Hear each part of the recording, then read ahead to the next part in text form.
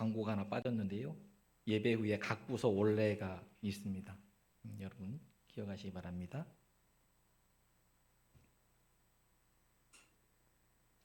2012년도 여성 조선에 보니까 이런 기사가 있어요.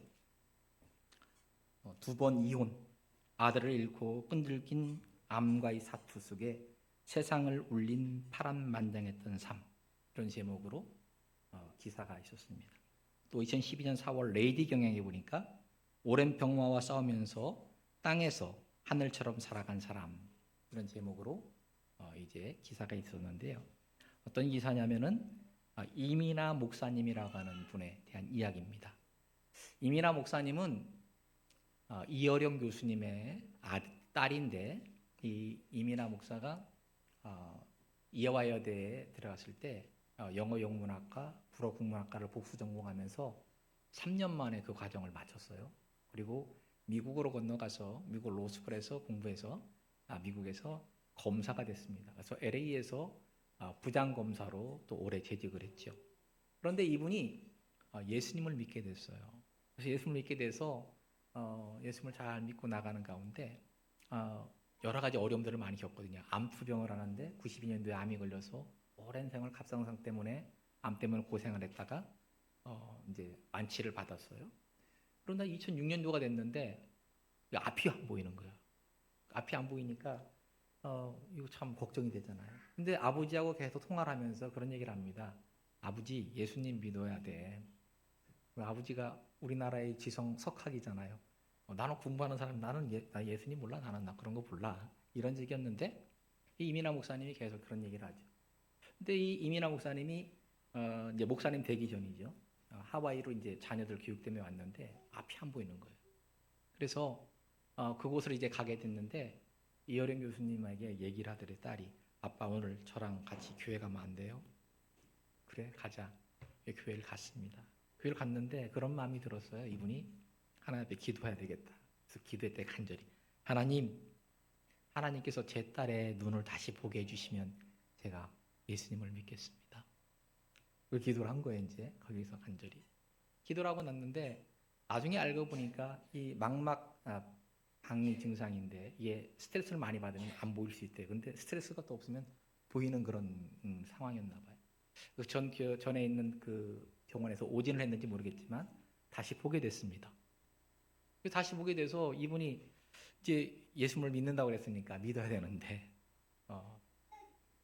사람들한테, 야, 딸이 앞이 안 보여서 기도했는데 보게 해주면 믿겠습니다라고 말한 것대로 예수 믿으면 조금 좀 자기가 좀 이상할 것 같더래요.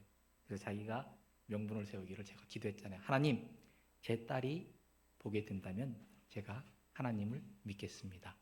기도했잖아요. 하나님께 약속한 것 때문에 이분이 예수님을 믿게 됐고 또 세례를 받게 됐고 그리고 많은 사람들에게 많은 영향력을 끼쳤던 것이죠. 그래서 지성에서 영성으로라는 그런 책으로 유명한데, 최근의 책이 옛날에 20대 때는 우상의 파괴 이런 유명했지만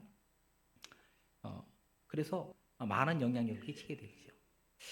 딸이었던 이민아 목사님을 통해서 그 이민아 목사님의 삶이 아버지에게 영향을 주었죠.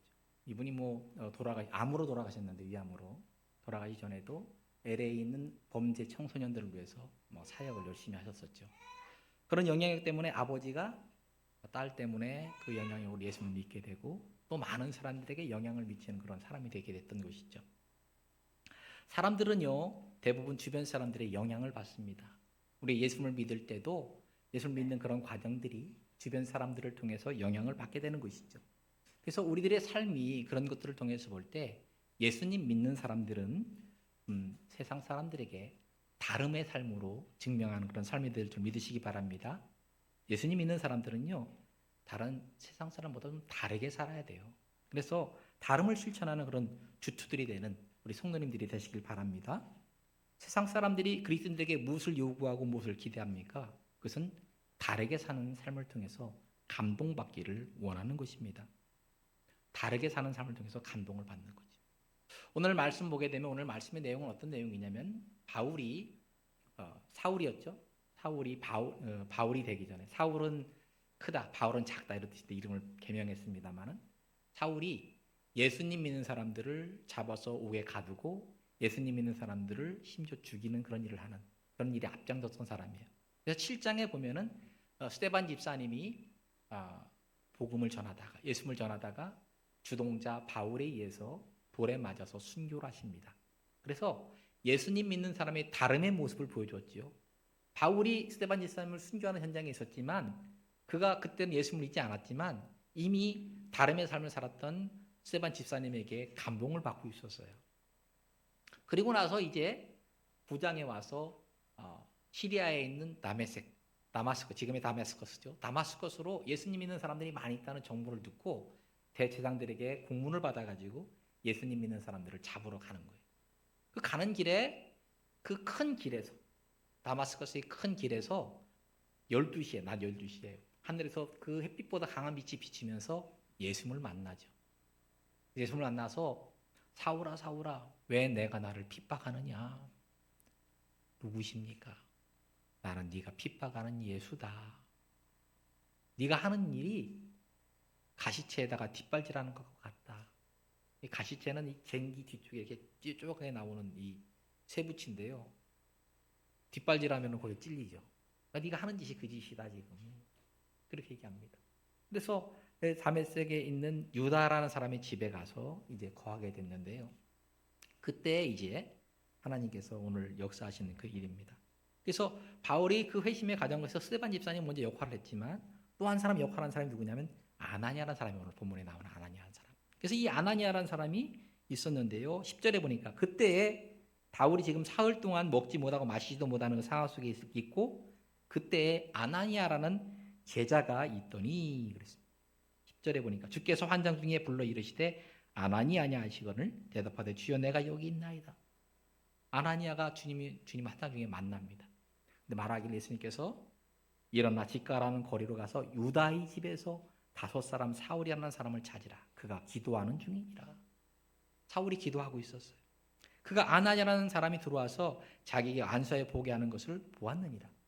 지금 사울은 유다의 집에서 기도하면 3일 동안 식음을 전폐하고 기도하면서 하나님 주님 예수님께서 보이시는 환상이 아나니아라는 사람이 들어와서 자기 머리에 안수해서 보게 되는 환상을 보게 된 거예요. 사울은. 근데 아나니아가 주님에게 이제 묻습니다. 주여 이 사람에 대하여 내가 여러 사람에게 듣사온즉 그러니까 예루살렘에서 주의 성도들에게 적지 않은 해를 끼쳤다 하더니 여기서도 주의 이름을 부르는 모든 사람을 결박할 권한을 대제사장들에게서 받았나이다. 쉽게 말하면 뭐예요? 저 못 가겠어요. 저 사람은 예수님 믿는 사람들에게 해를 끼치고요. 예수님 믿는 사람들을 결박하는 사람들. 제가 거기를 어떻게 가요? 지금 그 얘기를 시키는 아나니아. 했더니 예수님께서 말씀하십니다. 15절에 가라. 이 사람은 내 이름을 이방인과 임금들과 이스라엘 자손들에게 전하게 하여 택한 나의 그릇이라. 그가 내 이름을 위하여 얼마나 고난을 받아야 할 것을 내가 그에게 보이리라 하시니. 그랬더니 아나니아가 이제 하고 갑니다. 순종하고. 17절에 보니까 아나니아가 떠나 그 집에 들어가서 그에게 안수하여 이르되 형제 사울아 곧 내가 오는 길에서 나타나셨던 예수께서 나를 보내어 너로 다시 보게 하시고 성령으로 충만하게 하신다 하니 그렇게 기도하면서 그랬더니 18절에 보니까 즉시 사울의 눈에서 비늘 같은 것이 벗어져 다시 보게 된지라 일어나 세례를 받고 음식을 먹음에 강건하여지니라. 오늘 말씀의 내용입니다. 이 아나니아라는 사람을 예수님께서 보내셔가지고 사도 바울이 눈이 보게 되고 또 세례를 받게 되고 음식을 먹고 강건해지는 그런 상황까지 이루어집니다. 근데 오늘 말씀을 묵상하면서요, 우리 예수님께서 왜 쉬운 일을 이렇게 어렵게 하실까? 그런 생각이 들었어요. 이 말씀을 묵상하면서 왜 쉬운 일을 어렵게 하실까? 쉽게 말하면 예수님께서 아나니아 얘기 안 하고 아나니아가 저 가기 힘든데 저 사람 저 잡아가면 어떻게 이렇게 아나니아를 설득하잖아요. 그리고 쉽게 그런 거 안 하고 사도 바울에게 그냥 예수님께서 다시 나타나셔서 눈을 보게 해주시고 성령의 충만함 주셔서 야 너 나의 택한 그릇이니까 가서 복음을 전해. 그러면 쉽잖아요. 직접적으로. 근데 왜 굳이 주님께서 저 사울에게는 환상을 통해서 아나니아라는 사람이 들어와서 기도해서 눈을 보게 하고 또 그 사람을 만나라고 하고 이 아나니아에게 또 찾아가셔서 얘 사울이라는 사람 찾아가서 기도해줘. 아, 저 못 가겠는데. 야, 그럴 게 아니야. 그 사람 나의 택한 그릇이니까 가. 막 설득하시고. 이래가지고 또 이 사람이 또 가가지고 시간도 많이 걸리고 비효율적이에요, 일이. 여러분 이상하지 않아요? 왜 주님께서 이 효율적으로 일을 하실까? 겉으로 보기에 쉬운 일을 어렵게 하시는 것 같습니다. 그런데 우리 이 말씀 가운데 은혜가 있다는 거예요. 큰 은혜가 담겨져 있습니다. 주님께서 일하실 때에는요, 첫 번째로 우리가 생각해 볼 수 있는 것은 주님께서 일하실 때 주님께서는 우리와 함께 일하시기를 원하신 줄 믿으시기 바랍니다. 주님께서는 우리와 함께 일하시기를 원하십니다. 이게 주님께서 일하시는 방식이에요. 마태복음 4장에 보면은 예수님께서 뭐 태어나시는 상황들이 쭉 얘기하시고 또 세례를 받으시고 이런 일을 하면서 예수님께서 제일 먼저 하시는 일이 뭐였어요? 그것은 예수님의 제자들을 뽑는 일이었습니다. 예수님의 제자들을 뽑았어요. 12명의 제자들을. 그런데 그 예수님의 제자들이 예수님에게 도움이 됐어요? 안 됐어요? 별로 도움이 안 됐어요. 오히려 예수님에게 짐이 되고 우리 예수님의 발목을 잡는 그런 일들을 이 사람들이 했었습니다. 그러나 주님이 일하시는 방식은 우리와 함께 일하시기를 원하시는 줄 믿으시기 바랍니다. 사울을 바울로 만드시면서 이 스데반을 사용하셨고 오늘 본문 말씀에 나오는 제자 아나니아를 사용하신 것입니다. 또 말씀 가운데 이런 말씀이 있잖아요. 17절 18절에 보면 이런 말씀이 있어요. 아나니아가 떠나 그 집에 들어가서 그에게 안수하여 이르되 형제 사울아 곧 내가 오는 길에서 나타나셨던 예수께서 나를 보내어 너로 다시 보게 하시고 성령으로 충만하게 하신다 하니 이거 보니까 아나니아가 바울이 예수를 만났던 장면들을 다 알고 있는 거예요 지금. 그죠? 내가 오는 길에서 나타났던 예수께서 사울 바울이 다메섹 길에서 큰 길에서 빛을 비춰서 예수를 만났던 그 일을 알고 있습니다. 그리고 나서 다시 보게 하고 성령으로 충만하게 하신다. 이렇게 기도해 줬습니다. 18절 서두에 보니까 즉시 그러죠. 즉시. 즉시는 뭐예요? 즉시는 아나니아가 기도하자마자 그러자 이런 뜻입니다. 그러자마자 즉시. 예수님께서 이것을 다 하셨잖아요. 바울에게도 나타나셨고 아나니아에게도 나타나셨고 또 바울이 예수님을 만나서 지금 뭐 눈이 보게 되고 또 강건해지고 나중에 죄 선결하는 이런 모든 일들을 이 모든 것들은 누가 다 하신 거예요? 예수님께서 다 하셨는데 지금 오늘 말씀을 보게 되면은 아나니아가 한 것 같은 그런 행동을 취하고 계신 것이죠. 그렇죠? 이 말씀을 묵상하면서 이 말씀이 사람들에 따라 다르겠지만 감동이 되는 말씀이 되기도 하고 그냥 또 무덤덤한 말씀일 수도 있습니다. 그냥 지나가면. 그런데 이 말씀이 감동이 되지는 것은 하나님의 일하시는 방식이 이런 방식이란다는 것이죠. 주님의 일하심에 아나니아가 한 것은 실로 별 것이 없어요. 그런데 아나니아가 순종함으로 하면서 이 일이 이루어진 줄 믿으시기 바랍니다. 그래서 우리가 주님의 일에 순종할 때는요, 늘 겸손함으로 순종해야 됩니다. 늘 겸손함으로 순종해야 돼요. 제가 이런 일이 있었어요, 젊을 때. 제가 이제 그 신학을 86년도에 시작을 했습니다. 고등학교 졸업하고 바로 신학을 했는데, 그래서 경력이 좀 오래됐어요, 제가. 그래서 신학을 하면서 이제 교회 전도사로 들어가서 이제 사역도 하는데, 참 열심히 있었죠, 제가. 그래서 처음에 교회를 갔는데 아이들이 한 6명밖에 안 되더라고요. 그런데 1년, 2년 딱 지났는데 한 40명 되더라고요, 아이들이. 그래가지고 얼마나 제가 신이 나는지요. 여름에도 수련회 데리고 가고 겨울에도 수련회 데리고 가는데 제가 했어요, 제가 수련회 강사가 돼가지고 막 성경을 막 이렇게 들고요. 지금처럼 이렇게 조용히 안 하고 막 소리를 지르고 막 집회도 인도하고 막 그랬습니다. 그리고서 그런 생각이 많이 들었어요. 그런 이제 교회 가서 한 교회 가면 보통 한 4년, 5년 이렇게 있으면서 아이들이 막 늘어나는 거예요. 그러면서 야, 내가 참 열심히 하니까 좀 되는구나. 그런 생각을 했는데 지금 생각하니까 너무 하나님 앞에 죄송스러운 거예요.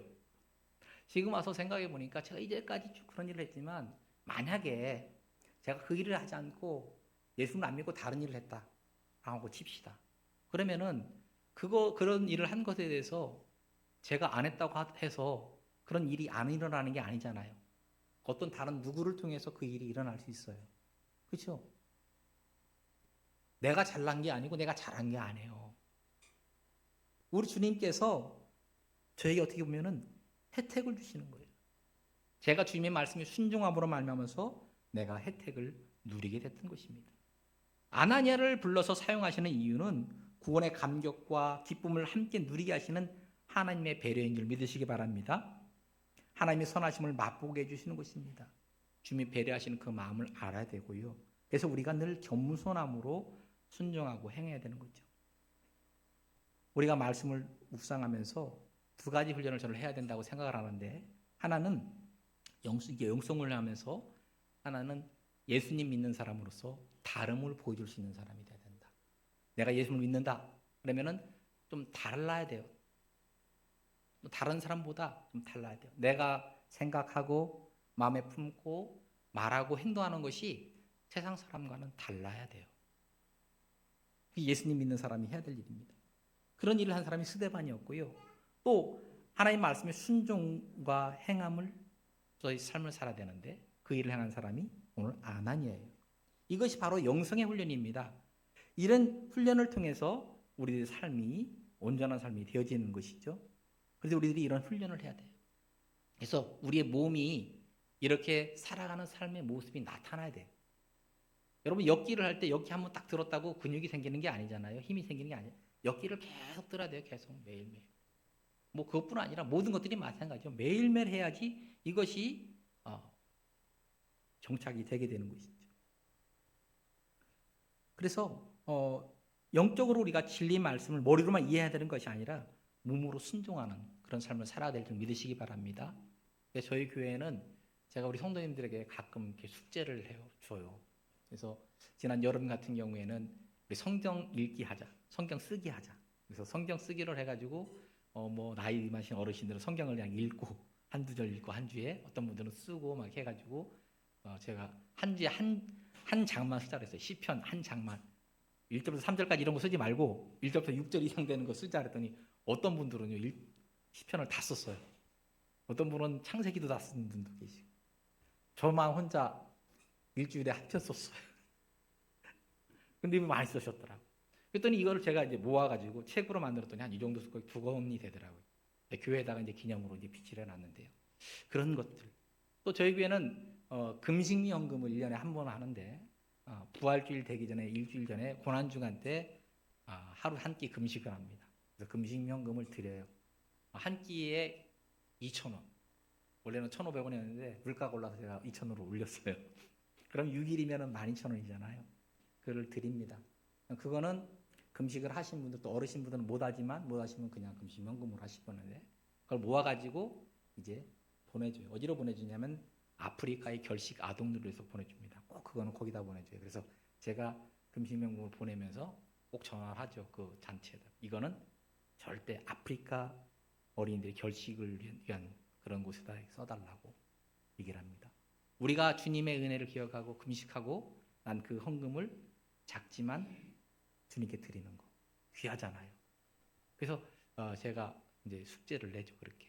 그리고 저희 교회는 이 바카스 박스 좀 하면 바카스 박스 이제 이렇게 포장해가지고 나눠 먹는 박스 그래가지고 거기다 이제 교회 와서 1,000원 넣기도 하고 어린이들은 100원 넣기도 합니다. 그러면 그거 다 모아가지고 여러 이제 단체에다 보내줘요. 뭐 예를 들어 뭐 신라 망가 은행이라든지 뭐 생명의 전화라든지 뭐 컴패션, 굿 네이버스 뭐 여러 많잖아요. 유니세프 한국위원회라든지 뭐 이런 곳에 계속 차례차례 이렇게 보내줍니다. 그래서 그런 나눔, 그런 일들을 이제 하게 하는 것이죠. 왜 그렇습니까? 이것은 영혼의 풍성함을 위해서 우리가 하는 거예요. 그리고 주는 자가 복되기 때문에 하는 것입니다. 마태복음 25장 37절에서 40절에 보면 이런 말씀이 있어요. 우리 띄워줄 수 있으면 한번 띄워줬으면 좋겠는데 거기 보면 주님께서 오실 때 이제 심판을 하십니다. 심판하시는데 심판하실 때 양과 염소로 구분해서 양은 오른쪽에 염소는 왼쪽에다 갈라놓으셔요. 그래서 주님의 역사를 이루신 양들은 오른쪽, 그렇지 않은 심판의 대상들은 왼쪽 염소들을 이렇게 모아놓는데 그러니까 말씀하셔요. 양들에게 너희가 내가 죽일 때 먹을 것을 주었고 내가 병들었을 때에 나를 돌아보았고 내가 옥에 갇혔을 때도 나를 돌봐주었고 이렇게 했었다. 그러니까 이 사람들이 양들이 뭐라고 해요? 주님, 저희들 그런 적 없는데요. 주님이 주실 때 저희가 주님께 드린 것도 없고요. 주님께서 옥에 갇혔을 때 저희가 가보지도 않았고요. 주님께서 병들었을 때 저희가 찾아가 보지도 않았는데요. 그랬더니 예수님께서 그런 말씀하십니다. 지극히 작은 자 한 사람이 한 것이 곧 내게 한 것이니라. 이 사람들이 머리로는요 무엇을 했는지 잊어버렸어요. 그렇죠? 자기들이 어떤 일을 했는지 잃어버렸어요. 그러나 그들의 몸이 예수님 믿는 사람으로서의 삶의 순종을 보여줌을 통해서 이제 예수님 믿는 사람으로서의 다름의 삶을 살아간 것이죠. 몰라요, 자기는. 그게 몸에 배어서. 내가 그렇게 열심히 주님의 이름으로 삶을 살아가려고 하다 보니까 그렇게 된 거예요. 그래서 주님의 역사를 이뤄갔던 것이죠. 주님은 이렇게 우리와 함께 일하시기를 원하신 줄 믿으시기 바랍니다. 오늘 제자 아나니아의 역할은 바로 이런 역할을 하는 거예요. 여러분들도 주님과 함께 일하시는 그런 믿음의 삶을 살아가는 복된 성도님이 되시길 바랍니다. 또 두 번째 우리들이 기억해야 될 것은 주님은 일하실 때 사람의 인준 절차도 중요하게 여기십니다. 하나님께서 우리를 인정해 주시면요, 사람들도 우리를 인정해 줄 수 있어야 되죠. 그렇죠? 사람의 인준 절차, 은혜를 받았다면은 우리가 하나님의 교회에서 잘 섬기는 그런 사람이 되어야 됩니다. 공동체를 섬기고 돌보는 그런 삶을 살아가는 것이죠. 오늘 19절에 보니까 이런 말씀이 있어요. 음식을 먹음에 강건하여 지니라. 사울이 이제 3일 동안 식음을 전폐했다가 강건해졌는데 뭐를 먹었냐면 음식을 먹으며 강건했다. 여기 모인 사람들이 같이 음식을 먹은 거예요. 이 말씀을 보게 되면 마태복음 19장 10절에 보면은 예수님께서 마태의 잔치 자리에 나가십니다. 세리 마태를 부르셔서 그랬더니 세리 마태가 예수님 저희 집에 오셔서 같이 저녁 드시죠. 예수님이 세리 마태의 집에 갔어요. 마태의 집에 갔더니 죄인들, 세리들, 그다음에 그 여러 사람들이 모여서 같이 식사 자리에 있었던 거예요. 이건 뭐냐면 공동체로서 인정한다라는 거죠. 인정한다, 인정해준다. 우리 이론으로 인정해준다라는 거예요.